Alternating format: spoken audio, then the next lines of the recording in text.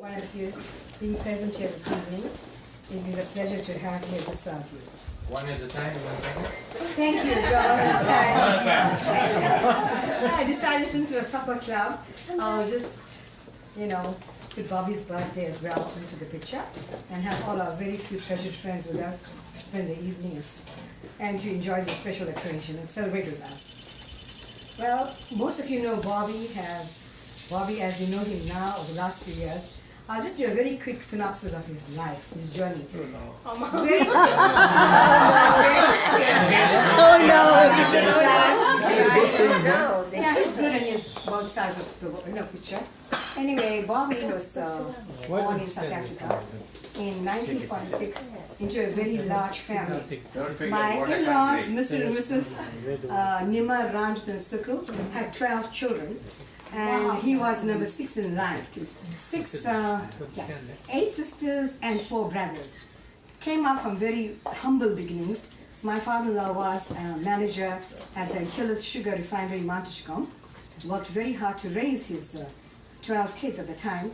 And Bobby showed excellent academic skills, as well as farming skills, agricultural skills. So he was the only child in the family that went towards education, got up at 5:30 in the morning, helped his father in the farm, walked to school, Ganges settlement. 10 miles. 10 miles, he can fully wait. No shoes.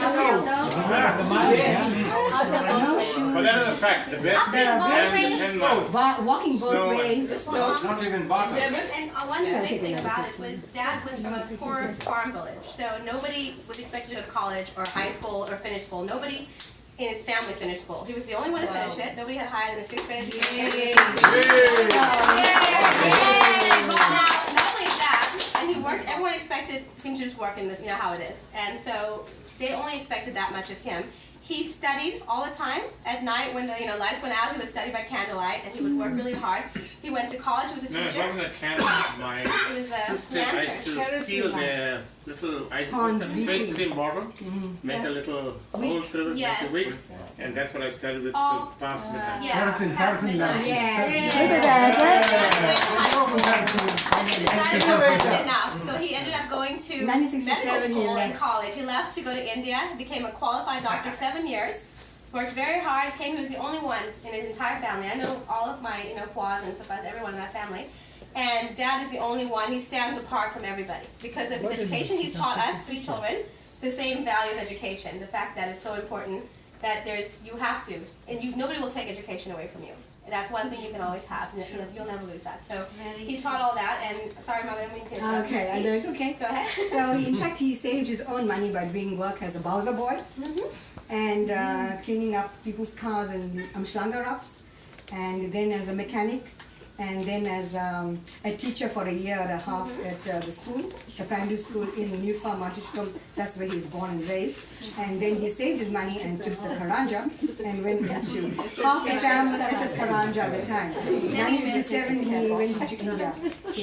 Some of his uncles thought, well, he'll never make it, he'll get married and settle there. They told my mother-in-law, you forget one of your kids are gone and never come back. So anyhow, he came back in 1974, made his parents and his family very proud. A very big family that all went to Louis Vuitton Airport to receive their son, uncle, brother, whatever. And then he worked in Arcade Khans as an intern, and that's where he met me. Just while he was doing intern, I was at university, and we both met within 5 months to 6 months we got married.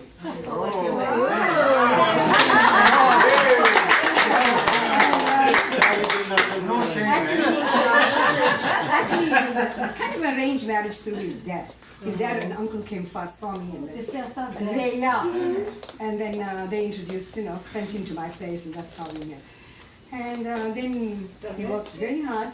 Exactly. And had a practice in 1975, we got married. 76, we opened his own The practice. first practice that I got, this you don't know, is from Whistle Brother. I bought Whistle Brother, Selva's practice in 75, end of 75 in Vernon. My dad.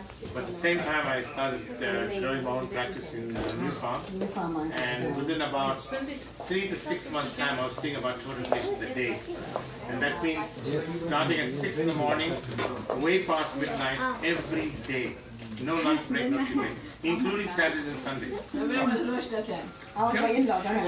She I hung in was there. studying in Unisa. I was living with my in-laws. Also, you're romantic. No, she didn't make lunch. No, Manny, she didn't make lunch. There was no time for lunch. Can I add something to the speech here? Sure. Okay, I know the Durga family, they were very rich.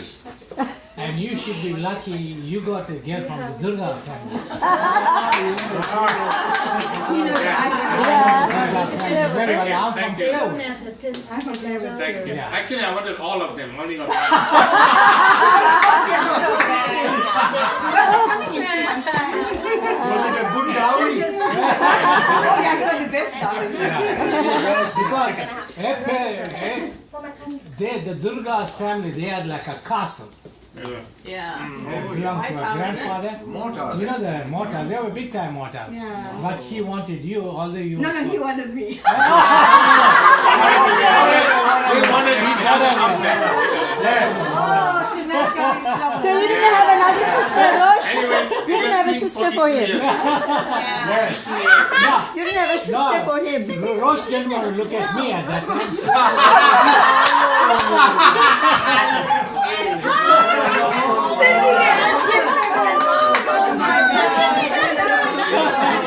You could have done me a big favor. Go, Sydney! Go,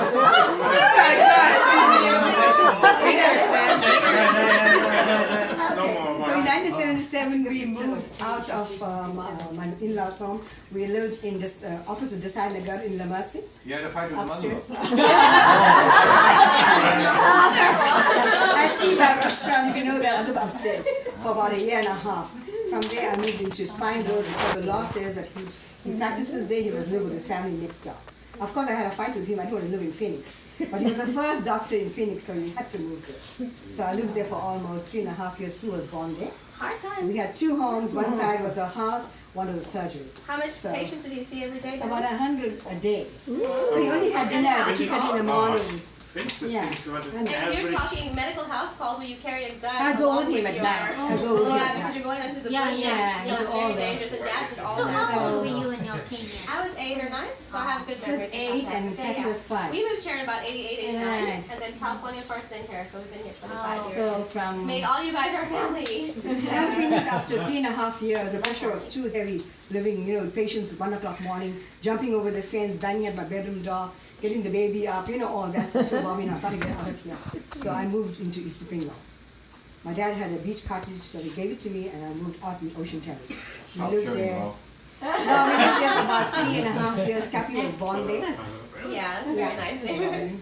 And then he took off for about 2 years from work, and we traveled a lot with the kids abroad and into South Africa.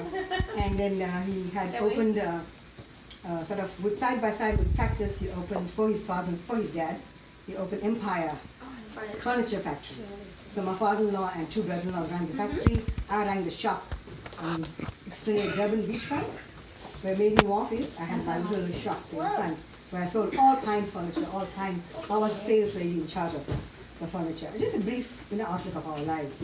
And then from there, we decided that we opened practice in Tongaat, in Chakostraw as well, side by side.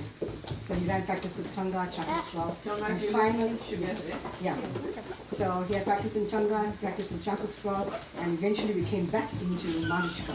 We bought our own home and our own practice, which we finally sold and moved into the United States in 1987. And after that, we came to Los Angeles, and from LA we came to almost 20 countries.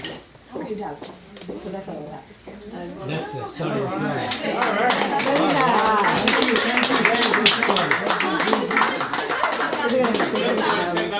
thing about Dad, what you guys will find interesting, he can do everything. Like, I have never met a jack of all trades that's a jack of all trades. A qualified doctor. He opened his own car business to fix cars. He repairs all my cars. He, everything. Plumbing, electrical. Handyman, yeah. He's a true handyman in the house. He restructured everything, knocked down walls. We come home, there'd be a wall gone, because, he can enjoy the luxuries of luxury and do the dirtiest of the jobs. It's such a range, and so we've all learned that same thing, that you can be on top one moment, Yeah. you can be completely crushed the next, You learn the skills with that man right there, because we can work hard in the field, we can go to junkyards, we can, the heat, do everything hard, and we can enjoy every luxury at the casino and do the, manicure, pedicure stuff. It's a range, and that's what life is, and that's what Dad taught all of us. But the first thing you start with is education. You have to have education. It's the most important. Yeah, so watch out. My car just broke down 2 weeks ago. He comes running at 10 at night, fixes the car, gives me his keys for his car so he can double check the next day. That's my dad. Like everything we ever need from my dad, that's what he does. He's always there for us. He worked really hard to pay to my law school. He worked really hard to do everything. He's worked so hard without any accolades. He needs no rewards for anything. That's what you guys, I think, have seen, is that he is a jack of all trades. These are He's my a good rewards. man. All of Really it. good. Thank Thank you so We much. appreciate all your friendships and love. Thank you so much. Thank y'all for coming so much too. I'm so Have a cake now. Stand up. Let me take, I can make it. No, I don't want. I think this is the same one. No, Go ahead, Chris. I just want to say thank you Thank you very much for your Yeah. friendship. Right? Your family's friendship, I really appreciate it. They were former students of mine, okay? And we've had a very good relationship for a very, very long time. I always feel welcome and cared for when I come to this house, and I really, really appreciate it. And on behalf of all my friends here, we want to say thank you very, very much for such a wonderful time here. And we wish your family all the best, and we're looking forward to Nadine and going to college one day. We're looking forward to that. Who knows? Yeah, I know your shirt. It says that's Come on. Let's go.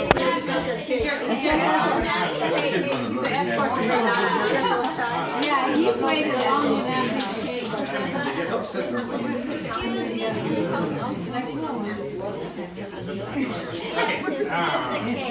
Where's the chainsaw?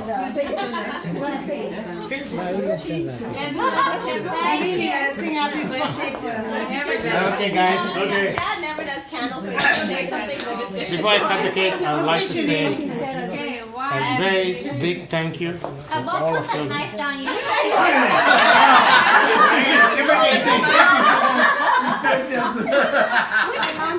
That should have put his wig on. Oh no, Kay's only got a picture of that. Miss Kay.